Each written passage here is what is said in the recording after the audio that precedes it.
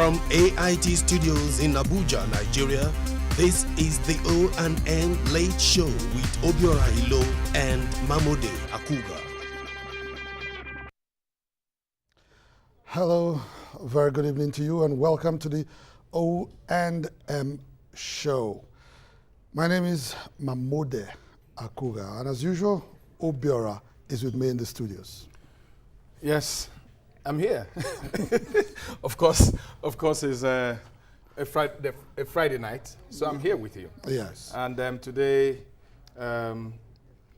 what has been trending is whether it should be or not to be. Should elections come as scheduled, starting on the 14th of February, or should elections be postponed? Some say yes, some say no. Well, Obiora generated so much, frenzy that even the Council of State had to discuss it. And for the very first time, they had a very long meeting, spanning almost 7 hours, to sit down. And they invited the INEC chairman, Atahiru Jega, to come and address them and talk to them about the state of preparedness of INEC for the elections. Well, the sources at that very important meeting, of course, told O&M that Jega had said that with the level of achievement they had recorded over these years, and in spite of the identifiable challenges, they still felt the election could go. And but yes, they still felt the election could go. But while addressing the Council of State, Jega himself did raise some very worrisome issues. Oh, yes. He talked about the letter from the National Security Advisor. Advising INEC. Yes, to move the elections. By about 6 weeks? Yeah, to enable them get those 4 states ready security-wise yes, for the elections. And Jega himself did also accept that there were challenges that INEC, were battling with, but they somehow will be able to go ahead with the elections if they have to. It's also important to know that Jega told the Council of States yesterday that letter from the National Security Advisor, in his words, that it is a development, a new development that INEC can certainly, he said, certainly not ignore or take lightly. Yes. So contrary to a lot of the speculations in the media, and the fact that, yes, they say the Council of State has directed INEC to go ahead, and conduct the elections. That is not exactly true. The Council of State, we know, has no powers to direct INEC. It's an advisory body. They can only advise. They really do not have. The man that is constitutionally empowered to take a decision on whether or not the election will be moved is the chairman of INEC, Atahiru Jega. Well, I think the other important thing that happened yesterday was the council telling them to go consult, enlighten Nigerians, and all that. And I think that consultation has started, yes. or we've seen things moving in that direction. Of course, INEC says they are meeting tomorrow with stakeholders, yes. Especially their commissioners, and their commissioners, and we understand after that, yes. They are going to meet with the secretaries and chairmen of the political parties. And there's one topic on the agenda. Mm-hmm. And postponement or no postponement? Yes. Are we ready or we are not ready? And when they're through with meeting with the INEC directors and commissioners and what have you, they're going to meet with political parties, stakeholders as it were, and after that, they will take a final decision. All this was contained in a statement from INEC spokesman, Kayode Idowu, who said, of course, the meeting will go on Saturday, and it will discuss whether or not INEC will postpone the polls for February 14. The commission has scheduled a consultative meeting with chairmen and secretaries of all registered political parties, as well as the meeting with regional election chiefs tomorrow. Well, later on in the program, our discussion will be centering on February 14th. Are we ready? But while all that was happening, former Bayelsa State Governor Tiepriye Alamesia, who is also an APC chieftain. No, I think you are talking about Timipre Silva. Sorry, Timipre Silva. It was rumored that he was arrested by the security services. Yes. Security services. We also read in the papers later today that he was questioned and he has been released to go back to his house in Abuja. Yes. Whether there'll be more questioning, we don't have those details now. Time will tell. Time, of course, will tell. And of course, to confirm that the Governor General of the Ijaw Nation, Tiepriye Alamesia, was very, very much in Yenagoa today, this afternoon, at the PDP presidential rally. Now, moving away from that. No. Before you do, did you watch the rally? I saw some parts of it. Did you see and hear what happened when the president said, look, I'm working hand in hand with the governor of this state. We have to work together. If you love him, then you must love me. I like you. Did you hear what people... What did they say about There was... there were different voices. No, yes, no. Well, you know as much as he tried. You know the controversy in Yenagoa, in Bayelsa, yes, over the issue of Mr. President, members of the Transformation Ambassadors of Nigeria, TAN, who the governor is said to have, outlawed from coming into Yenagoa. And of course, there was a struggle, really, between the, Dixon camp and, as it were, the members camp. of, members of TAN, actually, the Transformation Ambassadors. But I'm sure all that will be... The president had to make that point because of those controversies. Yes.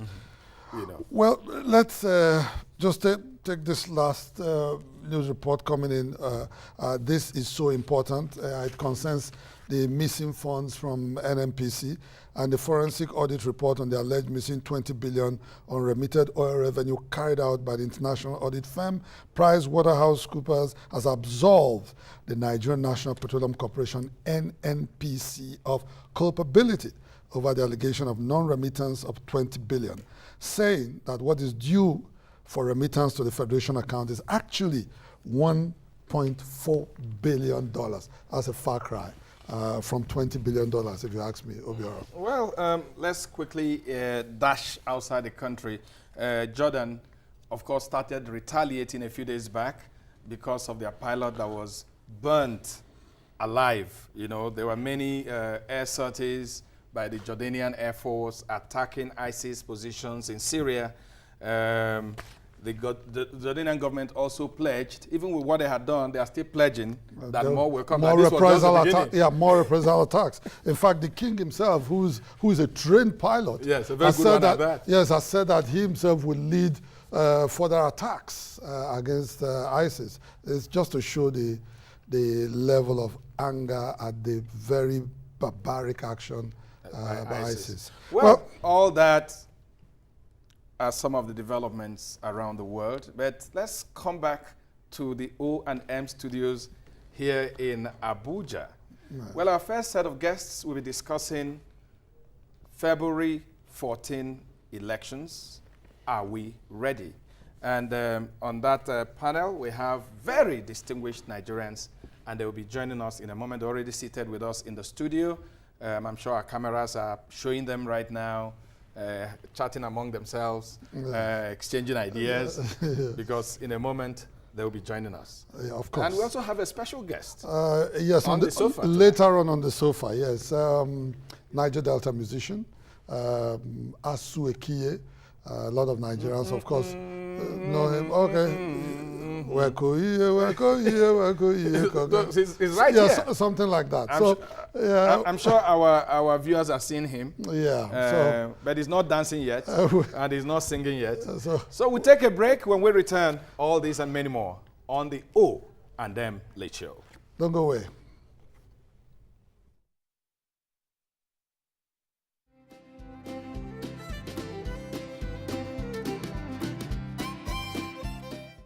This is Police Nanny. I got up, And that's all I can remember. I woke up and my daughter, Khalees, was standing over me, and she was on the phone with 911. Somehow she fell, and I went to go see what happened. She's shaking, and she's having a baby. My mom is really pregnant, and she's having a boy. Okay. And she really needs help. How old are you, honey? 4. You're 4? Yes. Okay. And I'm almost getting bigger. In a nearly 7.5-minute call with 911, little Khalees Manning alerts dispatchers that her mom is having a seizure and gives them the address to her home in Kalamazoo. I was so proud of her because we practice and I teach her because I am epileptic.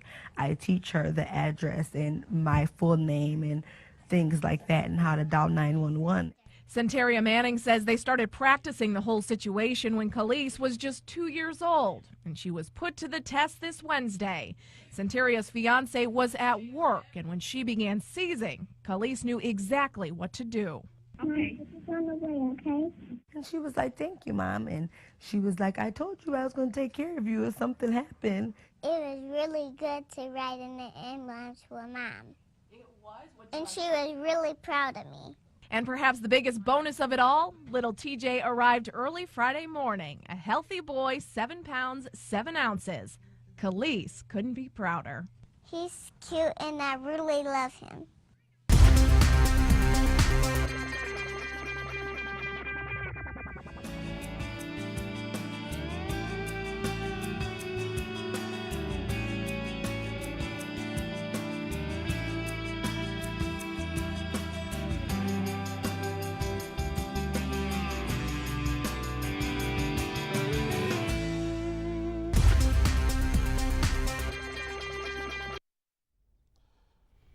Welcome back. It's still the O&M Late Show, Friday edition, and now we get into our discussions. We have a panel today to look into the February 14th elections, whether we're ready for those elections or not. First, we welcome the O&M studios here, Ayakeme Whiskey, who is a commentator on national issues, also a politician. From the Southern Nigeria's People's Assembly. Thank you. Okay, also joining him is Dr. Hussain Abdu, Country Director of Action Aid, and Udo Ilo, Country Director of Osiwa. Gentlemen, you're welcome. Thank you. Good to have you. You're welcome. Yeah. Welcome. Thank you, my brother. Yes, please.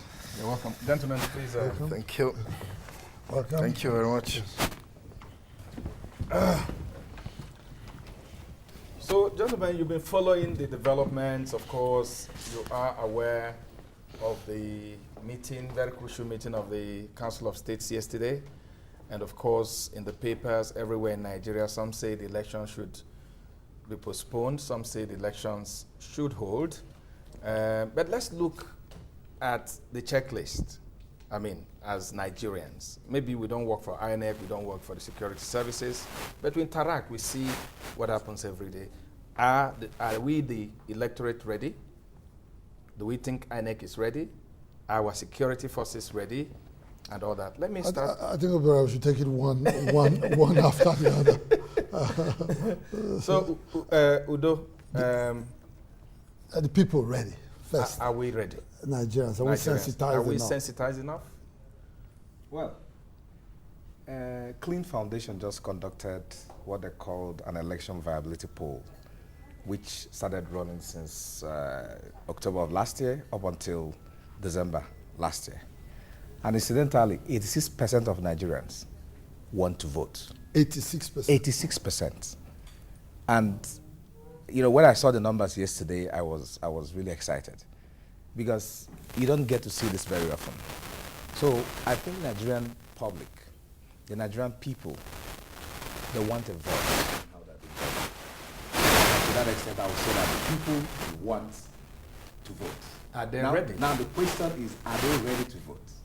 And here you have a number of variables that are not within the people's control.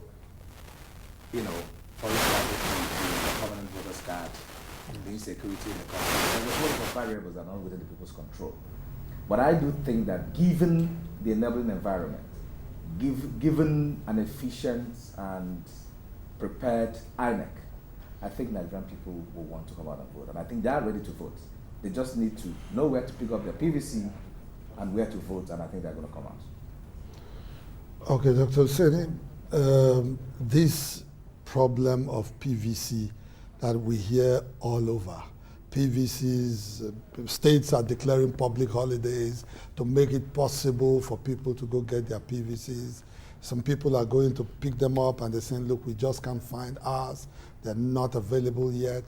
INEC says, look, the PVCs are available at the centers.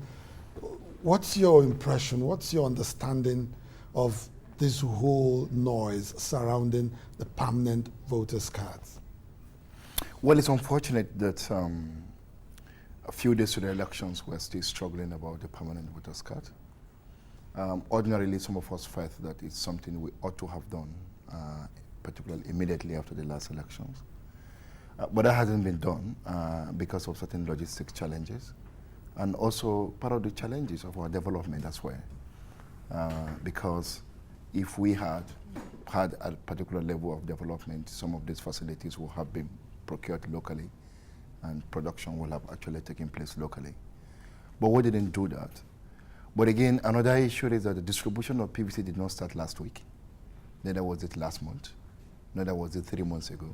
It started long earlier than now. Quite often, a lot of people, yes, didn't pick up their PVCs and their challenges. We're involved in monitoring the distribution of PVCs. There are a lot of organizations and society groups that are actually doing that.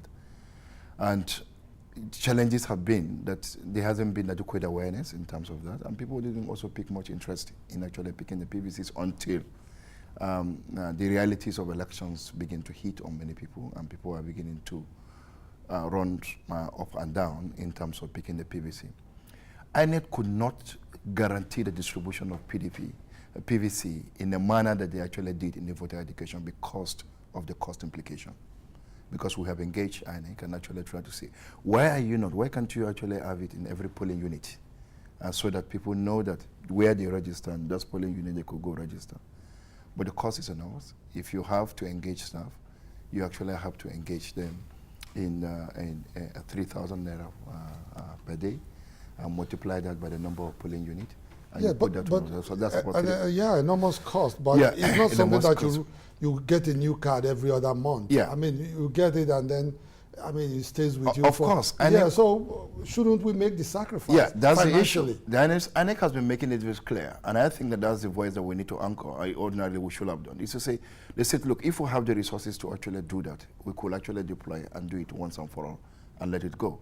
And the resources hadn't actually come, and we need to hold ourselves responsible for actually, why are we not saying, let these resources be provided so that they can go do this, they can actually get every polling unit to do that. There are challenges, yes, of course, when a data bank is cleaned up, yes, there are issues. We had some people saying their names got missing. They've also declared, because when you go to collect your PVCs, there are situations where you say, okay, your names got missing, and they say, okay, through the continual voter registration process, we could do that. And there are challenges to our continual voter registration. What our law envisage is that once you are voting age, you can actually walk into an INEC office anywhere and register, where there is no, at any time. There is no particular date for it.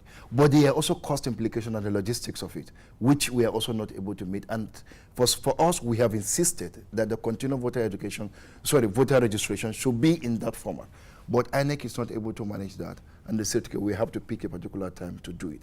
And so there are a lot of issues, legal, financial resources, and so many things that are actually informing this PVC challenge. Dr. Abdu will come back to you. Dr. Whiskey, you've heard some of the challenges that our panelists are throwing up. Looking at all this, are we ready? Thank you. From the first speaker's response to all the problems catalogued by the last speaker, it is quite evident we are not ready for elections just 7 days away from today. When you talk about cost, every agency runs a budgetary system. Sometime last year, I read the INEC chairman come out publicly to say they've gotten all the monies they needed to prosecute the 2015 elections. Now, if the leadership of INEC was proactive, you know these are necessary processes you need to conclude before proper, credible, free and fair elections could hold. And nothing precludes that agency from building all these processes to your cost when you're submitting your budget for the year. And since the chairman said all that he needed in terms of funding had been provided him sometime last year, I think about October, November, thereabout, I read him. This issue of because of funds, people couldn't be engaged on polling unit basis to distribute PVCs and all that wouldn't have arisen. Now, facing the matter very squarely, by Jaga's own admission, in course of his presentation to the National Council of States, there is a shortfall of 23 million or thereabout out of the 68.8 million registered voters. Only 45.09 PVCs have been collected, leaving a gap of about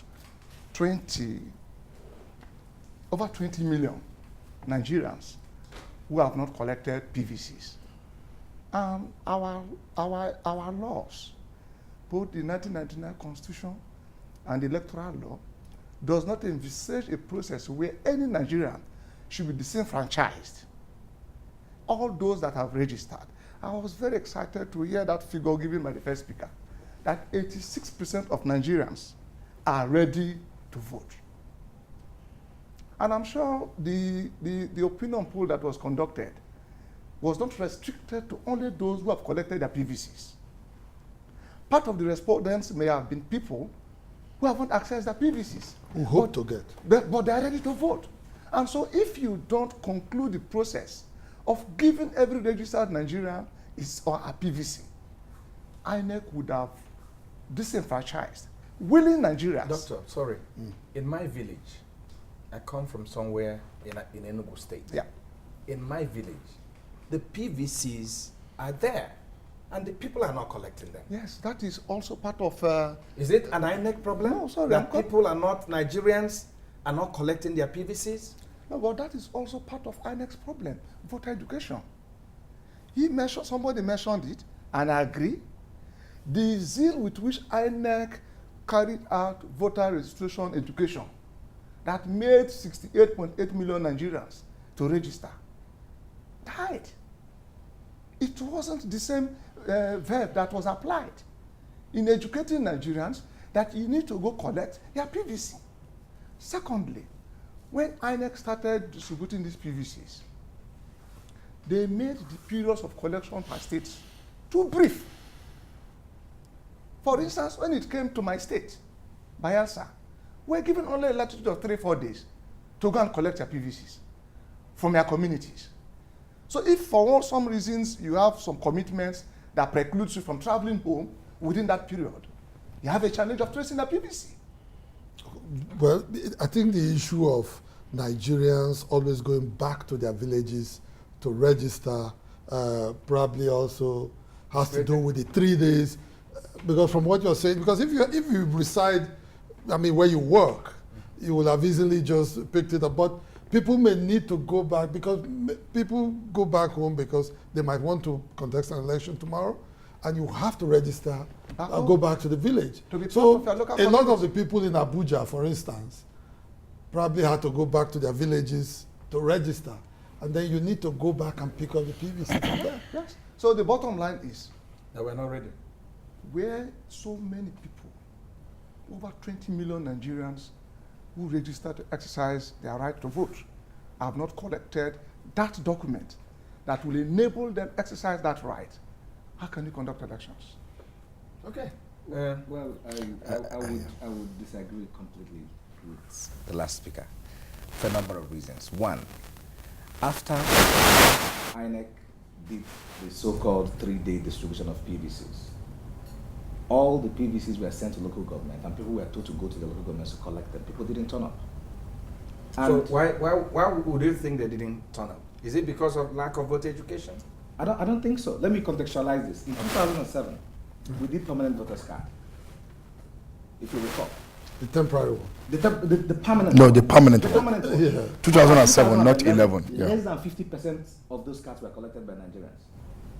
In Ekiti election, less than 50% of the cards were collected. And we had an election in Ekiti, and we agreed it was free and fair. So the point of the matter is this. We cannot excuse INEC completely. There's been some logistical lapses on the part of INEC. Does it rise to the threshold of saying that we're not ready for elections? The answer is no. Nigerians are not going to collect their PVC, and INEC cannot go house by house to house to give people their PVCs. Okay. Well, at what point, because I mean, from what you're saying and what a lot of Nigerians will agree, is that INEC, probably there will never be a time that INEC will be able to give everybody. Yes. So at what point, because some people might be frightened by 20 million, they might say, look, that's a huge figure. At what point do we put a cut-off mark? Say, look, if you get to at least X percentage of cards, it will be okay. I wasn't at the National Council of State meeting, and I would therefore not be able to confirm whether there was 20 million gaps or not. But all I knew was that as at yesterday, there was actually 64% collection of the cards, and some of us, as at today, we were actually talking about 70 to 71% collection of these cards. And it's very clear, and because we are monitoring, it's a daily thing. INEC is giving daily update in terms of the performance on distribution. Look, let me tell you, and I'm happy that Jude made reference to this issue in 2007. Look, the national ID card that we went through in early 2000, up to today, there is less than 40% collection. And those cards are lying down everywhere there. This not the recent one or the old one that we did before, that some of us have. Less than, go and ask them. The attitude of people to collecting these things is very, very queuing up. Look, people can spend, do you know how people registered? They go out at 5 a.m., 6 a.m. to get registered, and they could stay there for hours. But now going to pick the cards is becoming a problem. And it's not simply about INEC, it's also about political parties. One of the major functions of the political party is voter education. Do you have to educate, you have to mobilize people, you have to aggregate interest. That is part of their jobs to actually do it. And I think that it's actually an illusion for us to sit here and expect that we're going to have 100% PVC collection. No. It's not going to happen. It can't work, because there are a lot of variables that determine some of these things, and it's important we appreciate that. But will it be possible? Will it be possible? Because I asked the question, Obiora, nobody wants to answer it. Yes, the question is, because the Constitution does not envisage this. So, yes. Okay, answer so that he can wait. Whiskey, please. Two answers for that question. One is that election is not obligatory. It is a civic responsibility that you can choose to perform or not to perform. Yeah. So is a taken to jail. Yes. It's a function of the willing. In Anambra State, in the governorship election, there was less than 35% turnout, and of course they elected the governor. So, looking at it from that point of view, as long as there's no deliberate effort by the states to preclude people from voting, you can't really talk about a threshold. Under our electoral law, there's the concept of substantial compliance. And what it means is that if to a reasonable extent, the election has been conducted in such a way that whatever went wrong or whatever was not properly done would not ultimately affect the final numbers, then you can go ahead. So the point of the matter is that you can't force people to pick their PVC. Nobody can force me to vote. So yes, even for people who collect, they don't even have to vote. Yeah, some of them might not use it at the end of the day. Okay, but the test here is somebody who hasn't collected his PVC might be eager to vote. There's that possibility. And so we can't sit here to say because 65% of those who registered have collected their PVCs, let's do away with the remaining 35%. Okay, let me ask you, if 60%, if at the end of collection and you don't have after end of 6 weeks, for instance, that's a proposal that the election should be moved 6 weeks. Yeah. What guarantees do we have that after 6 weeks we have 100% compliance? I'm hopeful. You know why? Already a problem has been identified, and if the elections are postponed 6 weeks from now, Yes. INEC itself, all the other stakeholders now know this shift was predicated on the fact a lot of Nigerians haven't accessed their PVCs. And therefore, within this extended period, there is no doubt that those who haven't collected would make extra effort. Now, that brings me to a story I saw on channels just before I came here. A lady in Lagos, somewhere in Lagos, said she had gone to 5 different either polling units or stations or whatever, collection centers, tracing her name to get her PVC. And so it is not that simplistic to say, if after the 3 days that people were asked to go to their communities to collect, the things are in the local government area, so if you go there, you will get it. This is a glaring instance given by a lady. No, but if you don't have 100% compliance after, and Mamode did ask a question. Yes.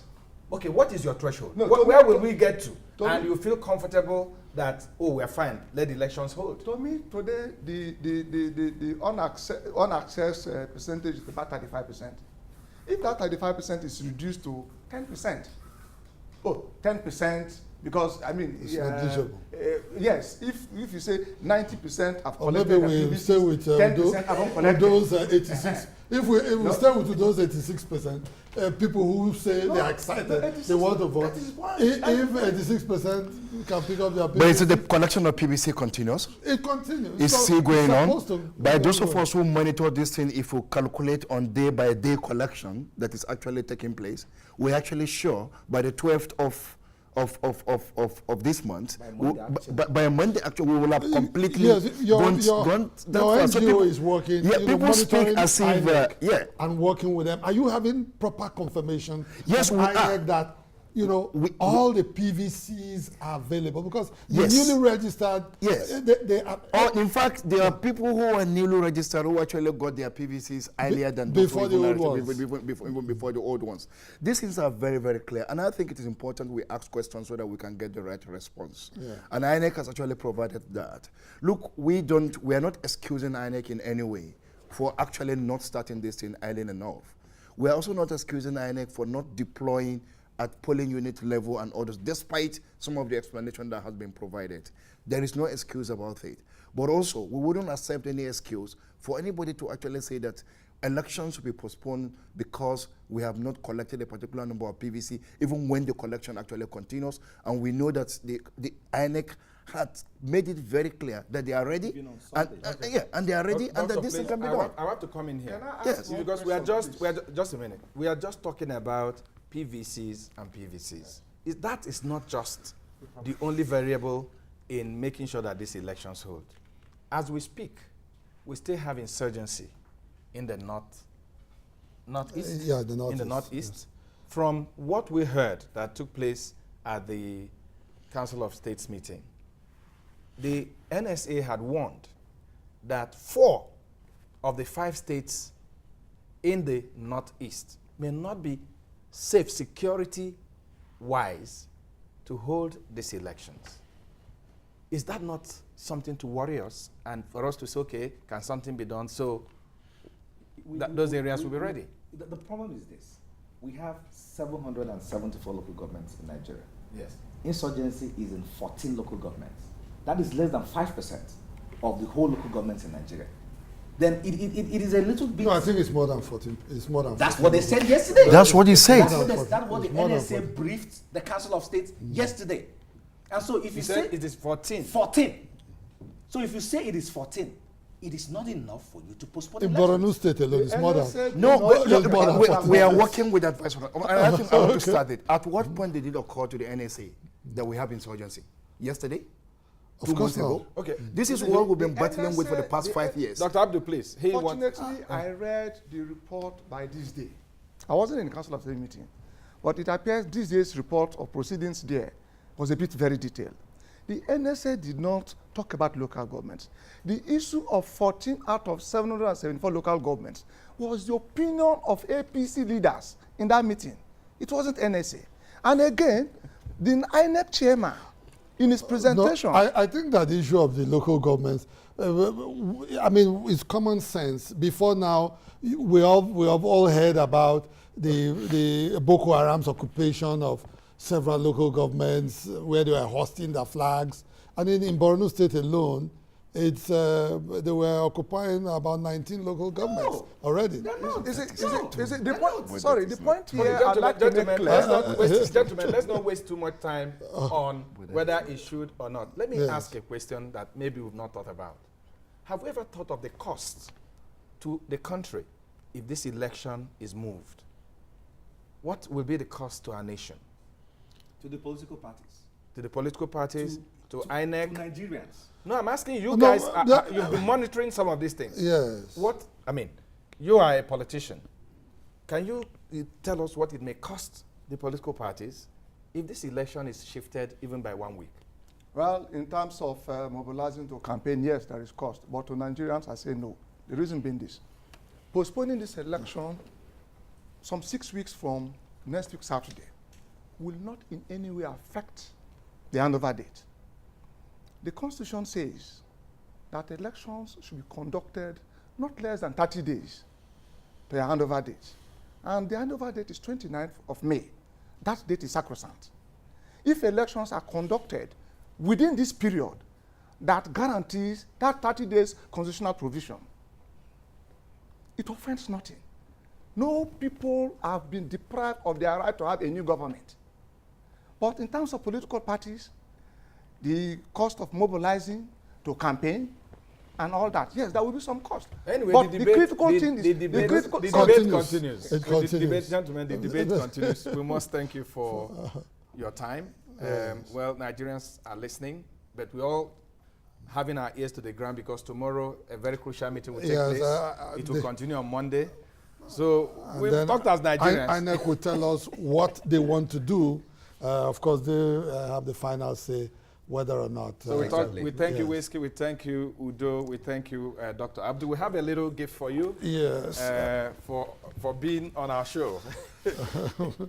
Well, thank you very much. That's it right there. It was a guest on the O&M show. This okay. Thank you, please. I want to so I can take the other. Thank you very much. Thank you so much, gentlemen. Thanks for having us. I would have loved to ask these two gentlemen this question. Yes. Because as of today, I'm not aware if INEC has started training their ad hoc staff. Okay, thank you. Thank you so much. INEC is training their ad hoc staff. We'll be joined by Asu Ekiye, the Niger Delta musician. Don't go away. Jonathan. He assumed office with a vision and a dogged determination to make a difference. Despite daunting challenges which could have destabilized our renewed march to greatness, he has remained steadfast in his quest to deliver the dividends of democracy to all Nigerians. All around us, evidence abound that he is working and enriching the lives of millions of our countrymen and women. Because he is humble and filled with love for our country, he has refused to be distracted. He is the first president of Nigeria to give a documented account of his achievements, and these are yet to be disputed. If he has been able to do so much in just 4 years, let's imagine what he can do with 4 more. Think Nigeria. Vote good luck. This message is brought to you by the Wind of Hope. Sit down, sit down, sit down, good luck, sit down there, sit down, sit down. Now beg we the beg, oh, sit down, sit down, sit down, good luck, sit down there, sit down, sit down, sit down. Now your seat, oh, sit down. 1957, kamo kwa boyesi. So one day check aiga watana muka bukwezi we. Masi good luck, transformation agenda. Unafugo kwa no manda. Oya check your calendar. Sit down, sit down, sit down, good luck, sit down there, sit down, sit down. Now beg we the beg, oh, sit down, sit down, sit down, good luck, sit down there,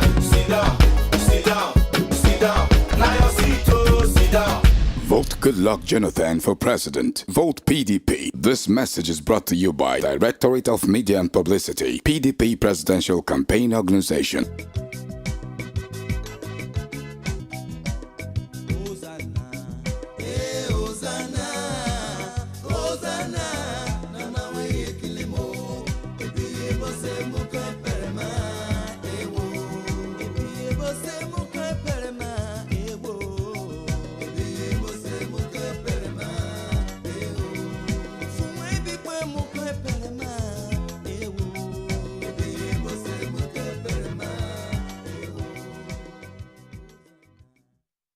Sorry for that little mix up. And joining us now, Mamode, is Asu Ekiye. Of course, that video you watched tells you all about him. Asu, thanks for coming to the O&M Late Show. Beautiful. What a pleasure. What a pleasure. Welcome. Asu, welcome.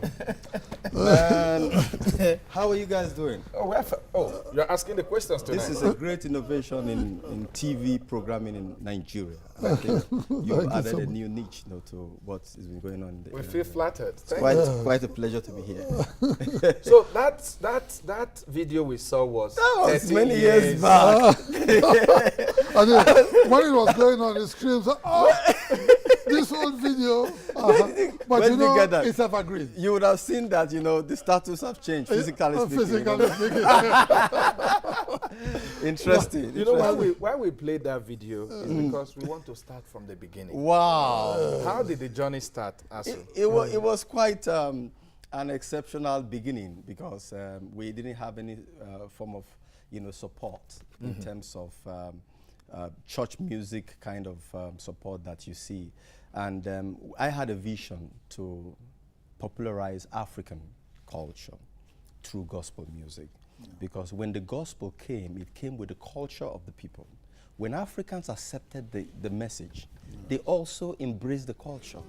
That's why we wear suits and do marriages the way English people do it. But at the expense of our culture, there are very positive ingredients about our culture that is being de-emphasized. And that's the part that I really emphasized. I didn't know it was going to blow, but it went international. It took us around the world. You picked up some awards on it. Channel O African Award, Cora Award, different kind of award.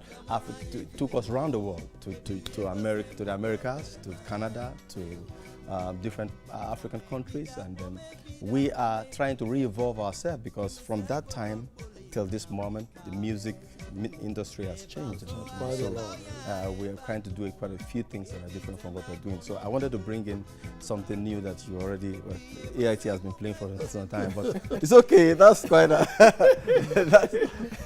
So yeah. What is, where are you at now in terms of evolution of your music? Yeah, we are fusing most of the contemporary ingredients in rhythm and melodies that has made Nigerian music very popular in Africa and infuse that into our cultural music and then be able to relate to the young people of this generation. And that's exactly what we're doing. We released something recently. It's been playing on AIT. I released a new work, and it was, our guest of honor was the President of the Federal Republic of Nigeria in Sheraton here, and the First Lady. I was honored to have them honor my occasion in that very powerful way. And then the promotion of the video, because of the massiveness. It must be like a song to them. You guys are all no, this saw us start, actually. Goodluck Jonathan was the first person who took my song to Alamesia. And then Alamesia now made the song a national thing, so it's been all the support all the while, and we're trying to evolve, yeah. Okay, this talk of, I had I'm just saying from what you just said now. Yeah. I've heard a lot of Nollywood actors and actresses talk about Goodluck Jonathan from when he was deputy governor in Bayelsa State. That he already took interest in them and tried to make sure that he was also responsible for getting AMA to go on. It was a major force, I think you are just confirming, what I've heard in the past. Yeah, right from that moment, he had been very strong in developing, the intelligence beyond formal educational intelligence. He planned or, impregnated a school for informal education, not the formal kind of academic education for those who are involved in entertainment and other things. And before he left, he didn't have the privilege to bring that school to bear. But I'm sure he's been trying to do a lot of things at the national level, and so many distractions have not made two things come to pass. But, Let me take you back. You started out trying to define a new message. Yeah. Trying to give value to our culture, which a lot of people at some point were not proud of. Yeah. This message that you pioneered or that you contributed in lifting up, how far has it gone? And why am I asking? A lot of music lovers today say that what we hear, the music we hear today, lack the message. How can we get our musicians to stay on messages when they sing? I think globally, you know, the age of hip-hop music is the kind of music that does not really have any profound message, but it has a very high selling value. And commerciality is what is driving most of the artists. But in spite of that, we still have a lot of artists who stay on messages. But you realize that they don't sell as much as those who play to the... Who's the instrument? So if you want to be relevant and you are doling out a lot of positive messages and you are not selling albums, you have to go back and review what you're doing. But how did you fuse the message and the music together? Because I mean, that song that we played, the one that you said is many years back, it had a message. Yes. Then it had the commercial value. No, but it was inspirational. It was inspirational. But I think music, the popularity of a song is a product of a lot of variables. Okay. For example, when I came out, the agitation for resource control by the Niger Delta people was at its prime. And then at that point, the Niger Delta people had an agitation so strong that they needed to have something to relate with. And that was the point at which I came in. And it was so convenient for them to relate to what I was doing because of their agitation. So popularity of a song or a music is based on a lot of factors. Timing is also the key. timing of the music. Sometimes, you know, you are given a particular sound to come out of oblivion. God can say this guy has suffered too much. Was that the case? No. What did you train as, you know, originally? I mean, you didn't go to school to study music. Okay, you're an accountant. And I practice in a firm of chartered accountants. And in fact, while practicing accounting... Till today? No. Okay. I do accounting in different... No, but you know what he said when he came? He said that song was so old that even the physical infrastructure has changed. It's chopping more money now. You remind me of stomach.